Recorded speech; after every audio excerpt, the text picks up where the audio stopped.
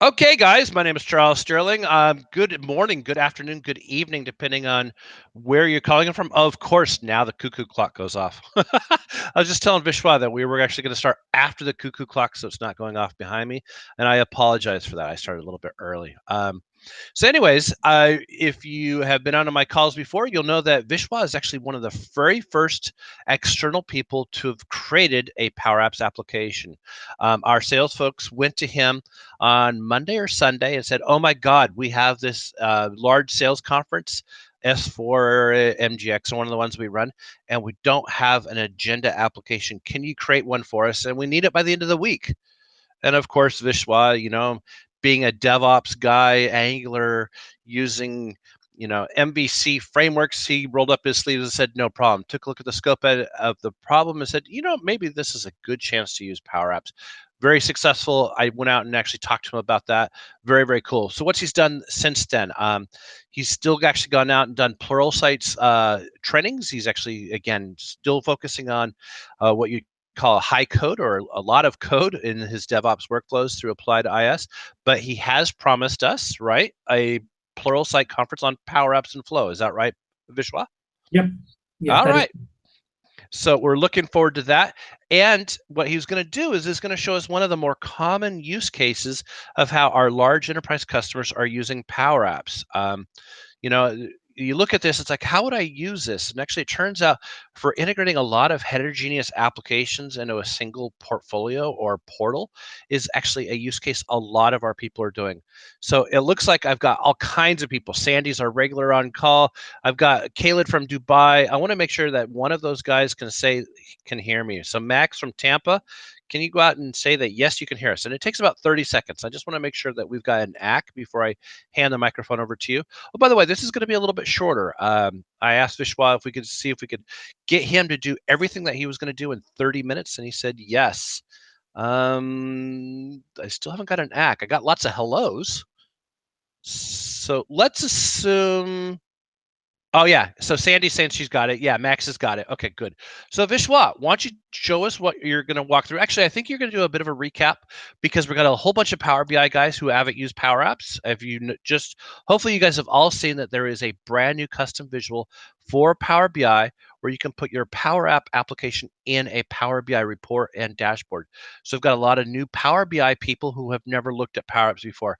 So Vishwa, you're going to do us a recap and then walk us into creating portals. I'm going to hand the microphone over to you, my friend. Thank you. Thank you, Charles. Thank you, everyone, for attending. As Charles said, we will try to keep it brief, but hopefully give you some insight into this important use case. Charles mentioned other companies are using it, and I think it's a very important use case. So, what I've done is uh, I have a few slides just to motivate the discussion.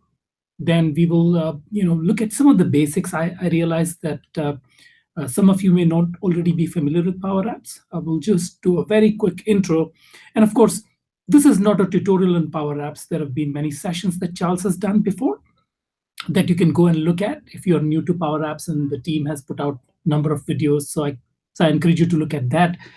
But I will give you a very quick overview, and then I want to spend good amount of time just walking you through a sample application that we have built, which brings together the concepts of line of business applications available in a single access portal, if you will.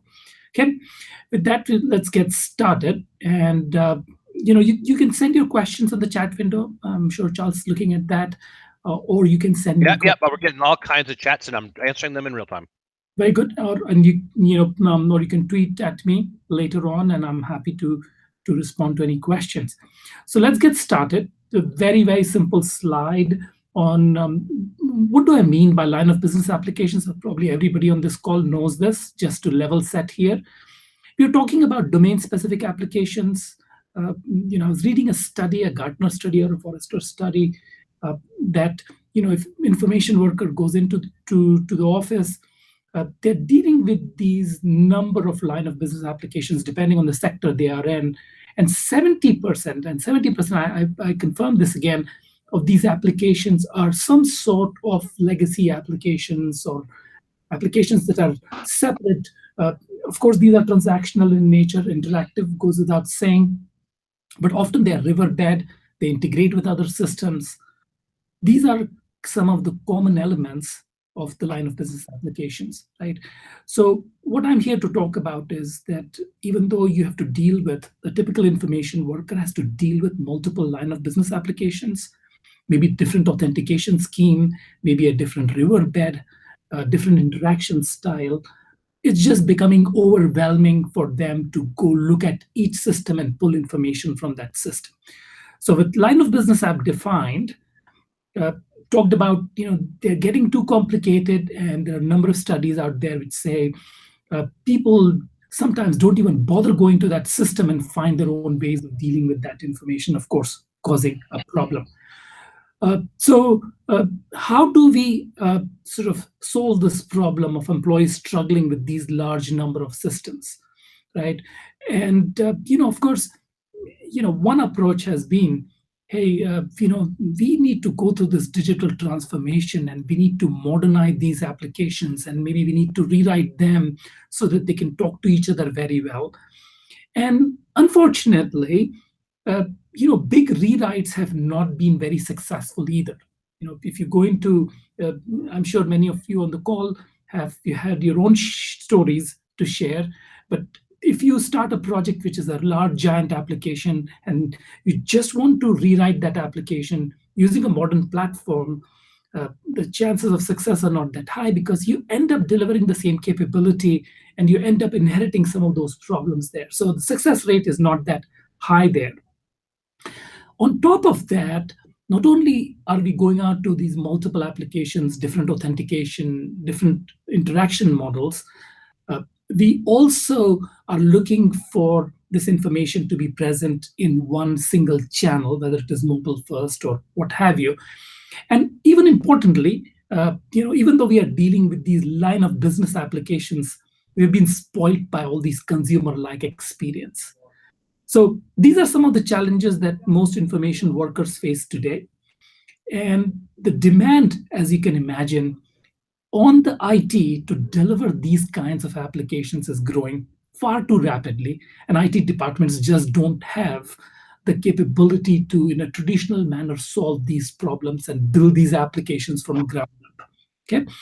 So, so how do you take these challenges that I've listed in the last couple of slides, and how do you solve this problem? Well, one of the approaches that you can solve the problem is maybe we should be buying off the shelf SaaS kinds of applications. Okay, and that's true, but not all problems can be solved through SaaS. You have to you resort to some sort of custom software development, but that can be time consuming, etc.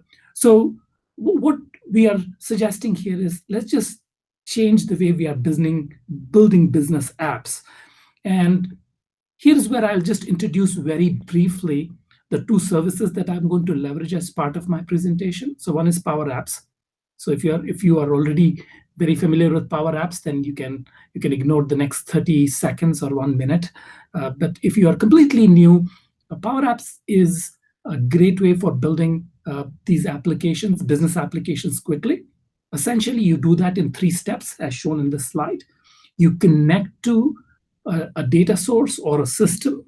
So it could be an existing SaaS service, it could be one of your enterprise systems that we talked about, or it could be a data repository of some sort. So once you make a connection, you have a graphical designer where you drag and drop, create apps, forms, and then once you've done that, you can instantaneously mobilize these artifacts as applications, or you can access them over web as well. So that's PowerApps very quickly, and you will see the graphical user interface momentarily as we go through the presentation. Okay, and this is what the graphical interface looks like. You'll see that in a moment. Just wanted to flash this here very quickly.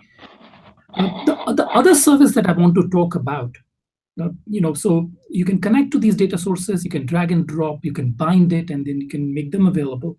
But what if you have some sort of a process, a long-running process? You want to, wait for a certain event to happen and then trigger an action based on that. That's where the sister service to PowerApps, the Flow, comes into picture as well. Once again, you can connect to these systems. You can look for events to take place, which is the center of the screen here. And then you can take steps, edit these flows, and then you can combine that with your Power Apps as well. So probably the quickest introduction to Power Apps and Flow.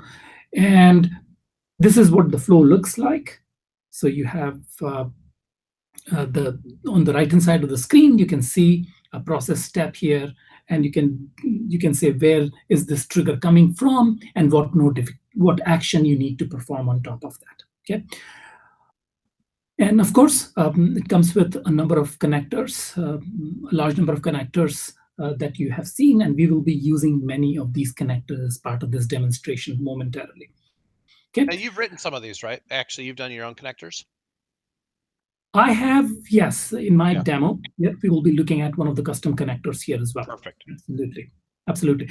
Okay, so so I'm going to transition one more time. So, just so that everybody is staying with me. I spent about first 4 or 5 minutes saying, there are too many line of business applications. They're too complex to interact with, and doing a complete rewrite is not enough, or just replacing them with SaaS is not enough. And the IT department can't just deal with building those kinds of applications. So we need a new way of building these applications. And we introduced this notion of Power Apps and Flow and the connectors. Okay, let's change gears one more time. And I promise last conceptual slide, and we'll start looking at some code here in a moment. I need to introduce to you another important, you may call it buzzword, you may call it technology, but it is gaining a lot of importance. So low-code environment, unlike Charles was saying, Vishwas does a lot of high code, and he was, of course, joking, which is, crack open Visual Studio or IDE of your choice and write imperative code. Low-code environment, the best way to understand is that you're putting together this code using some sort of a graphical user interface, and you're creating these micro applications, if you will, which are completely operational, but without having to write a line of code, all through graphical user interface and through configuration settings. And by the way, this is not a Microsoft term. Low code, I think, has been used since 2011, or Forrester actually may have coined it around 2014. But if you have worked with any 4GL languages in late 90s, sort of the genesis of that, which is to make you more productive and then get more people other than professional developers involved in writing these applications.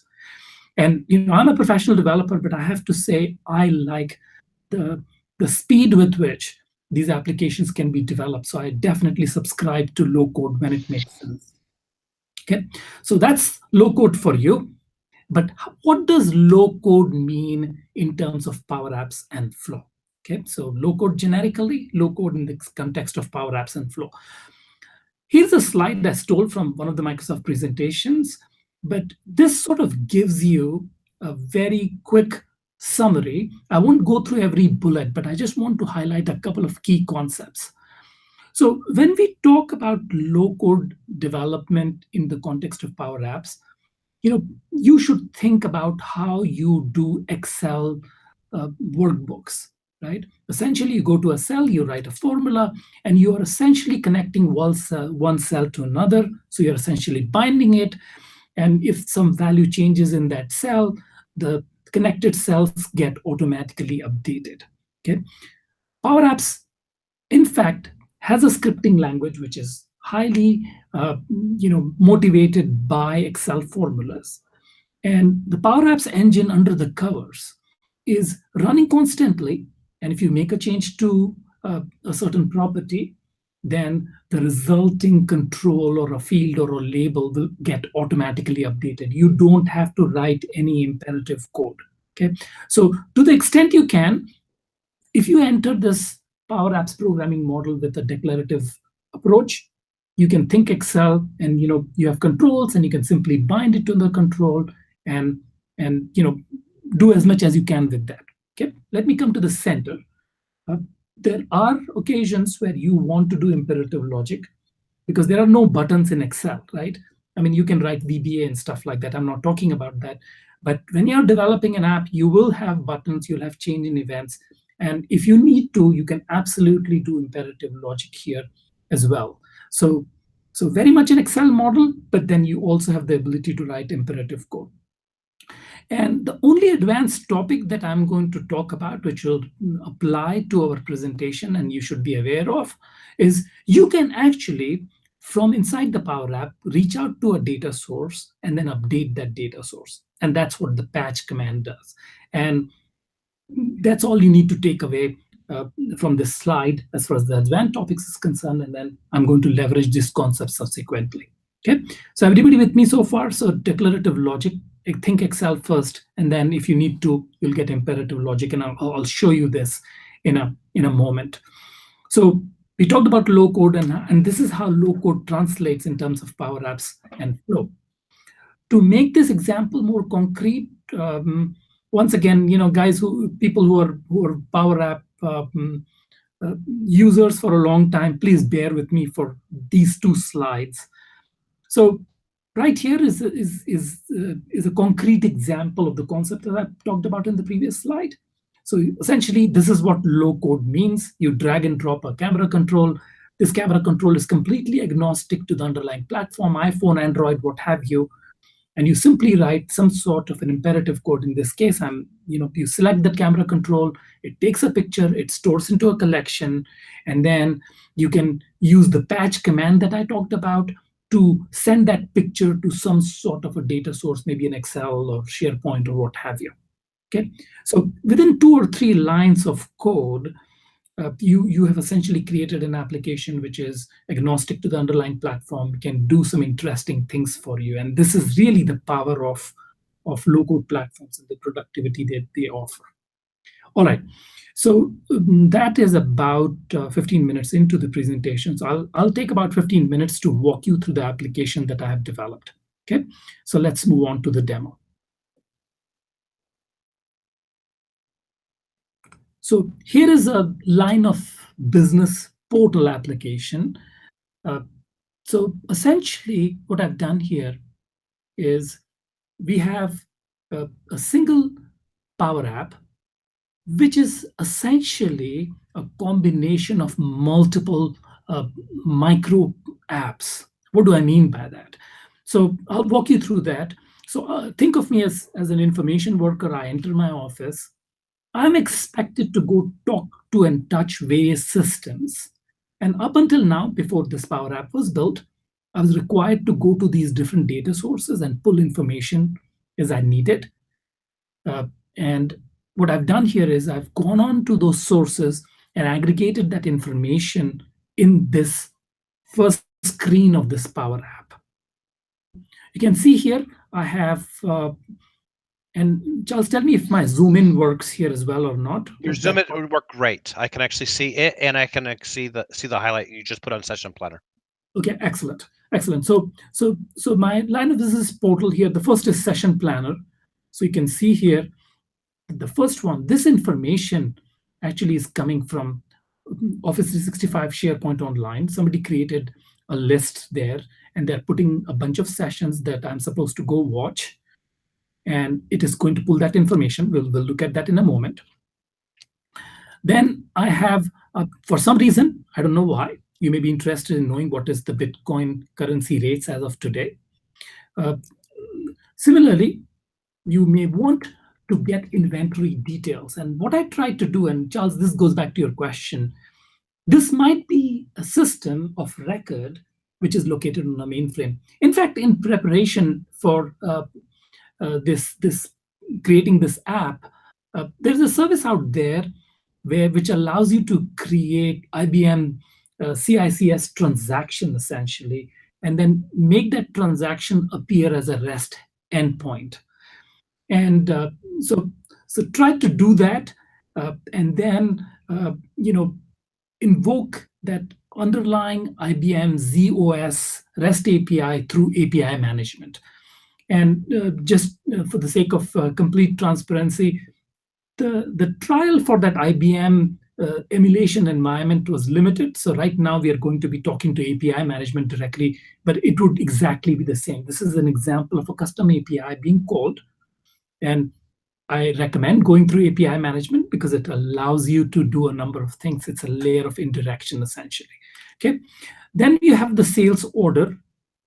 This is coming from CRM. So this is my CRM system, and I'm pulling some order data here.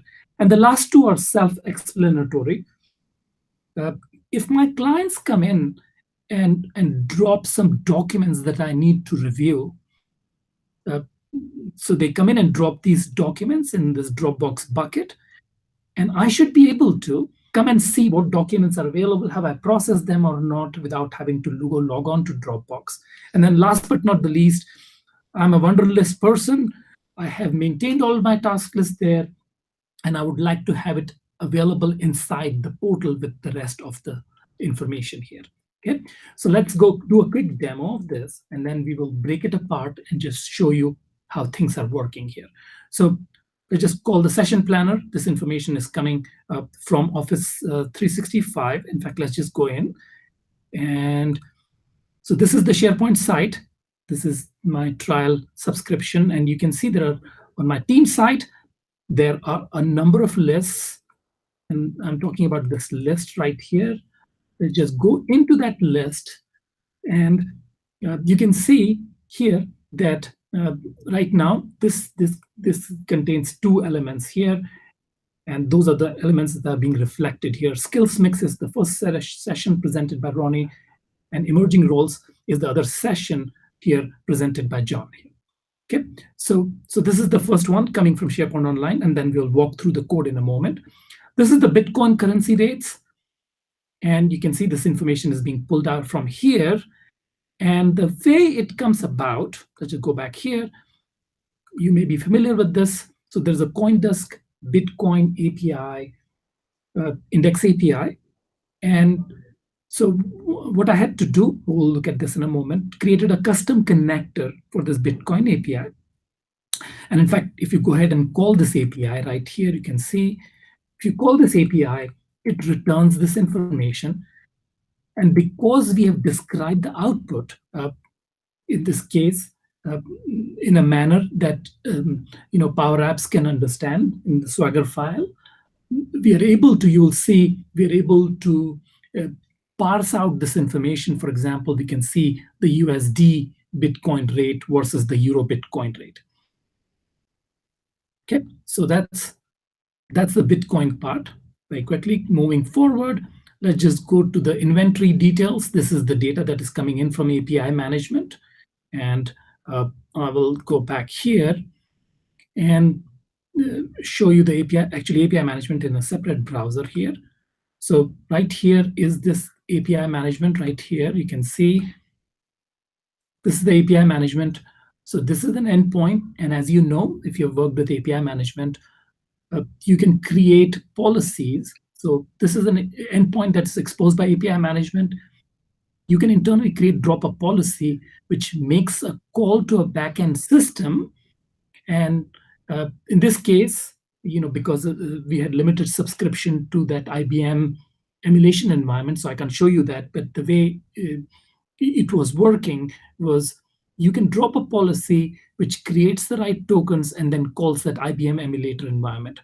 For the purpose of this demo, we are just redirecting these calls to an Azure Web Apps and returning that information. Okay, so that's the inventory part. Let's just go back. And this is the CRM system right here.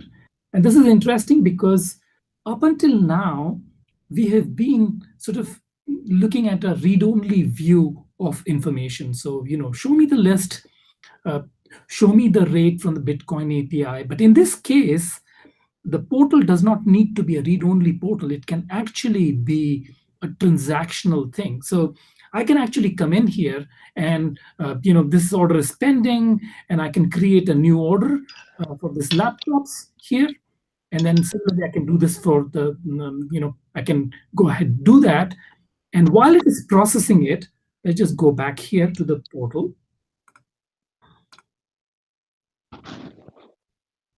Hide this. So while it's working here, so this is right here is that CRM, dynamic CRM portal. And let's just go back here. And this is my CRM portal. I'm interested in let's just drop it into the sales. And let's just go into the orders because we are pulling in all the orders. And you can see here, these are the two orders and they were in the pending state up until now. Right here, they were in the pending state. And I clicked on my app. You can see here, we just said, hey, I've received these orders. Please create new orders for them. And then it was reflected here in my dynamic CRM. Okay, very important point to make. It's not read only. What we have done for our information worker is, taken that big business process down to a small screen where they come in and take that action, and we've hidden away all the unnecessary details that would be needed. As you can imagine, this CRM portal right here, a lot going on here, and making people go through every single step just to create a new order would be problematic. Okay. And the last thing I want to show you here and is the Dropbox updates. So this is showing me all the Dropbox, and actually this is my Dropbox files. Let's just upload a very quick file here. And as this file is getting uploaded, so as you can see, I just uploaded this file. And if I go back to the portal and hit refresh, you should see a new file got created right here. Because why? Because we have a connector here. Let's just go back here. And this is where all your connections are. Let's just go to the connections. And let's just see if Dropbox is an out-of-the-box connection available to us right here. And all I did was created a connection right here. Okay, let's complete walking through our app. So we looked at the Dropbox, and the last one is the Wunderlist. And this is bringing back all the items here. And let's just once again go back to our list. And for the sake of having some fun, let me just say the submitting the time card is the critical one. I'm going to star it and make it the top priority. And if I go back here and if I refresh this, you should see a star right here. Okay, not that I needed to zoom it anymore. All right. So you can see that very quickly you can combine these systems. What I want to do, however, is just take 5 more minutes to talk about how some of these things came about. Just a quick few or 4 or 5 things that I want to point out for those who are interested how this came together. Okay, so let's just go back here, and I'm just going to pick on some screens and just walk you through this. So this is my entire application here, and the fact that the portal is comprised of all these applications. How am I presenting this information? Well, it turns out that I have a gallery control, which you may be already familiar with.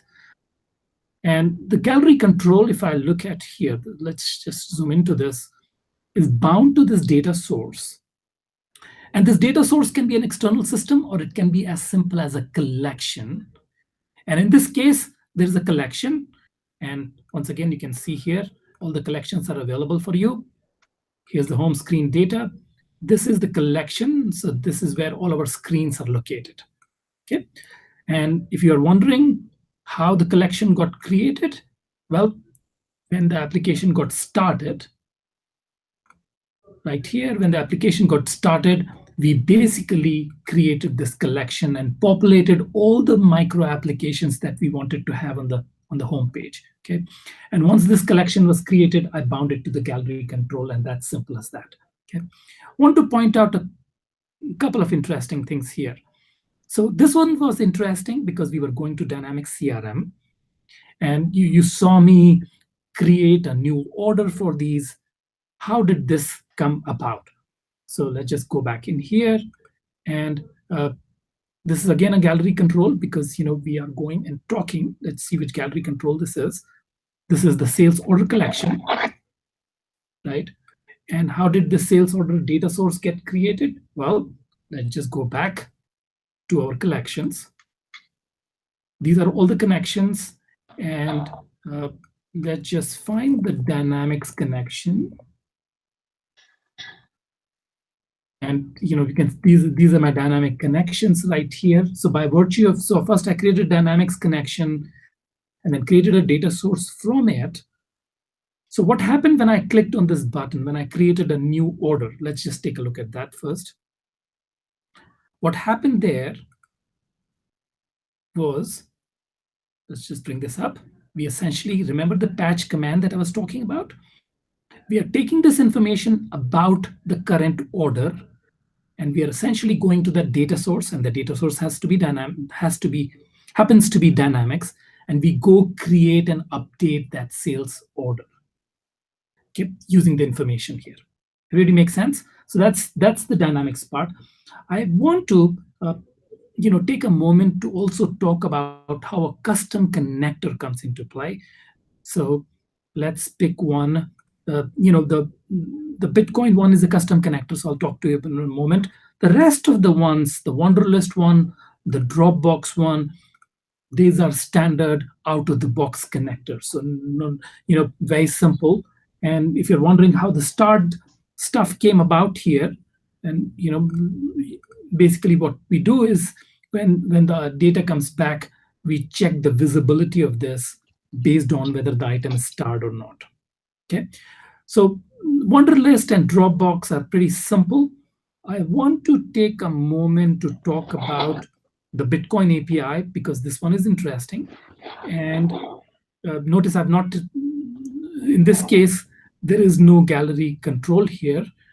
We are not getting a table-like structure back. All we are getting, of course, is this giant JSON structure, right? We are getting this giant JSON structure. So how are we processing that? Let's take a quick look. I'm going to go back to our connections. Sorry, go back to the connections. And this one is a custom connector. So let's go to custom connectors. And I want to go to the CoinDesk API custom connector. And actually, I want to edit it so you can see this better. So let's just edit it. And this is the Bitcoin index API. This is the host. Let's just continue. And there's no authentication. This is the public REST head. Continue.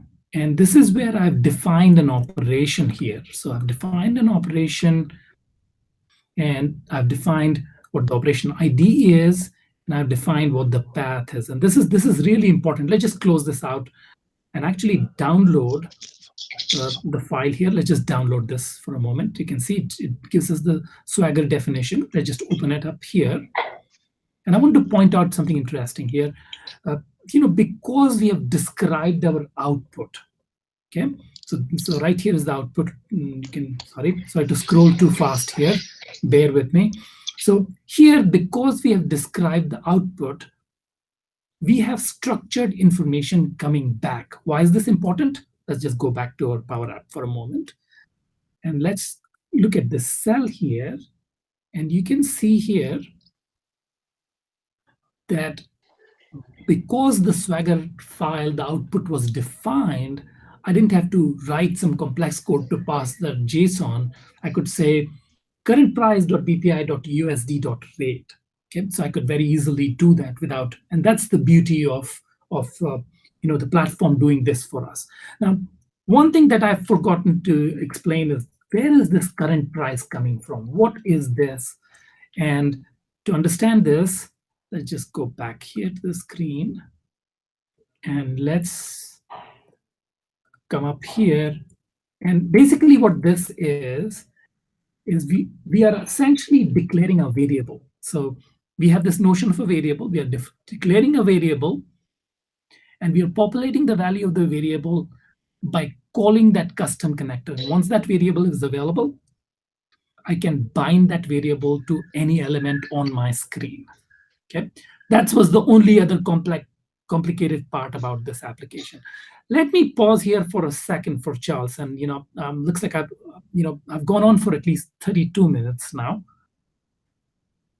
Actually, I've been answering the questions. The only question Bob had was a little bit different than using Swagger endpoints, but rather actually using on-premise data sources through the gateway. And I sent him a link to actually the article that walks through that.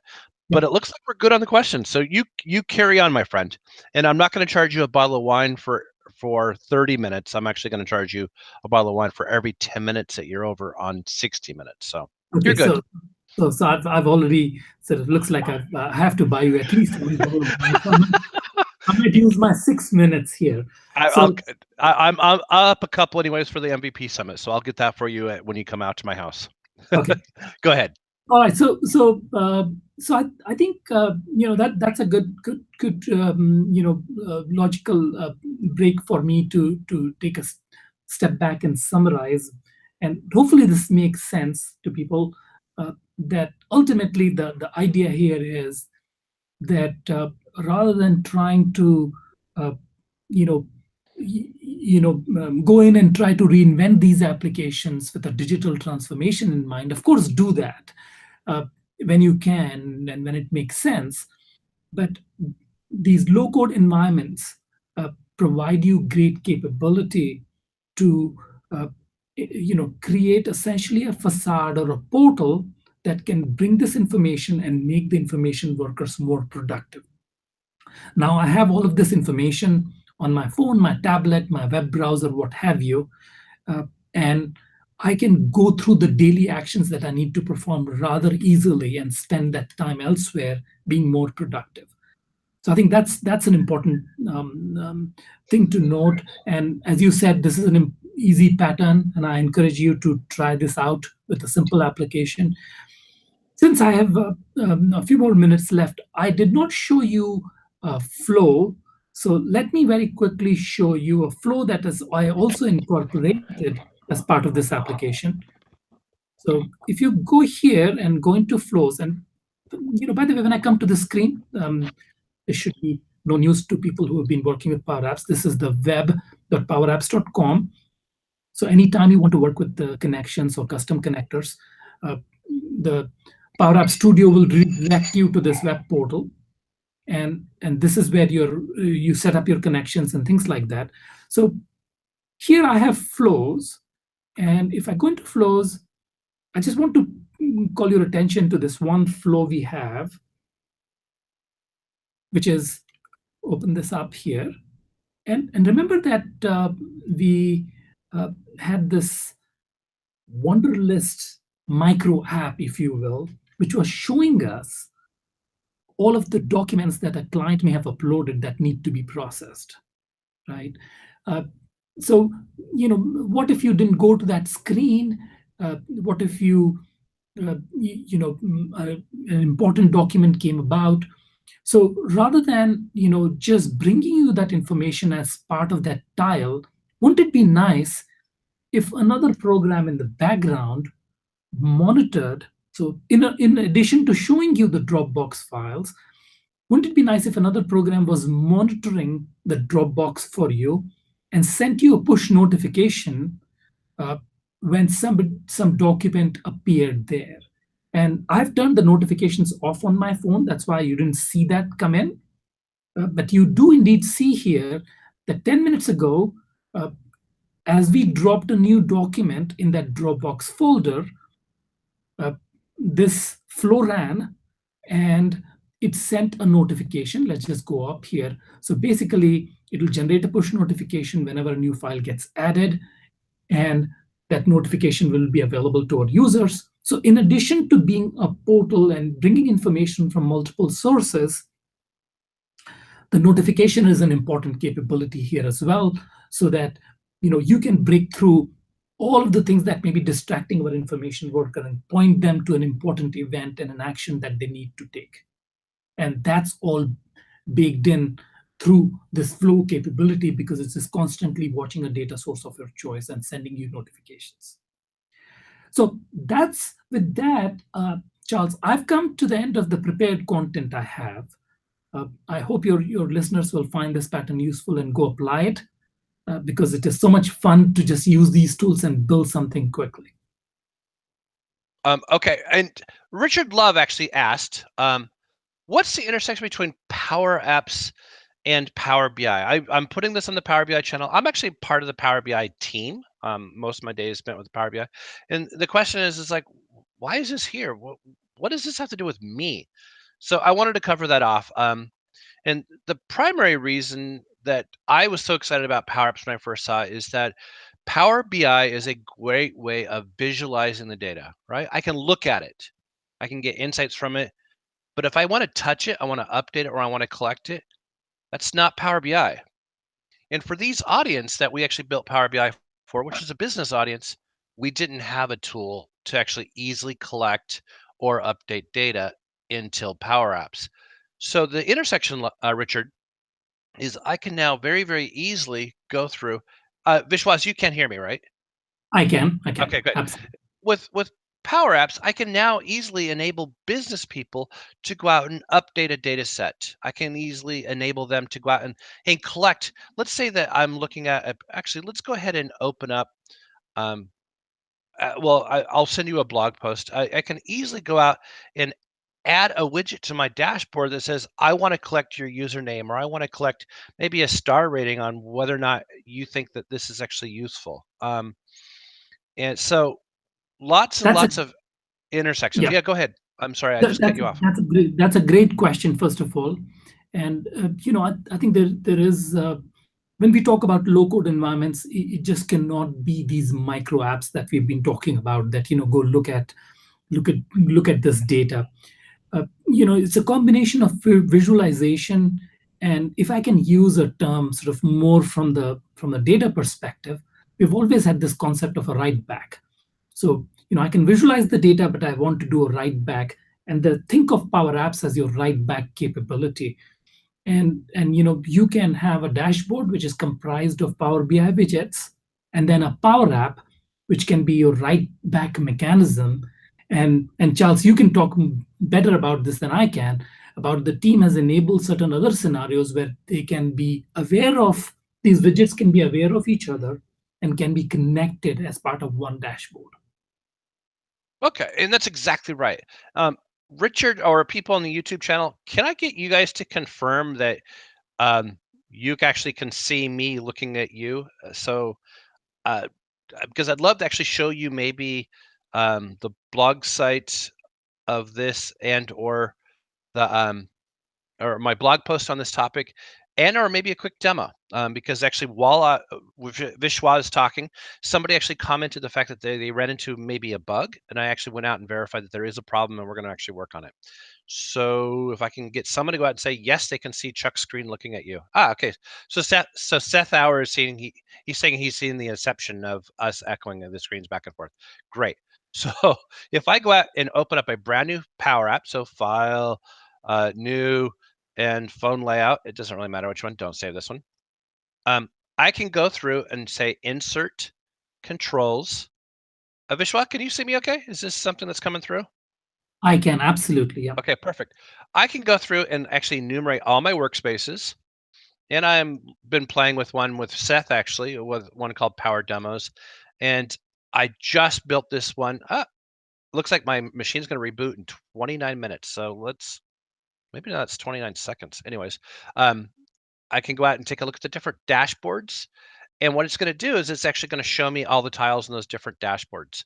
So I can actually go out and look at all the native controls just fine. The issue that was just pointed out to me while we were on this webinar was that custom controls didn't work. So if I actually try to do that again with a custom control, John out of actually Australia, he's spot on. It does work in Teams, so it's something that's specific to Power Apps. So I'm going to go ahead and get the Power Apps team working on that. Also, as I have here my blog post, where's my blog post? Here it is. Here's a dashboard. Yes, this is a Power BI dashboard. Mine look a little bit atypical. Actually, no, this is a Power BI report. And in that report is a Power Apps that lets you actually order a computer. So this gives you all the information around those computers. And this actually lets you order it.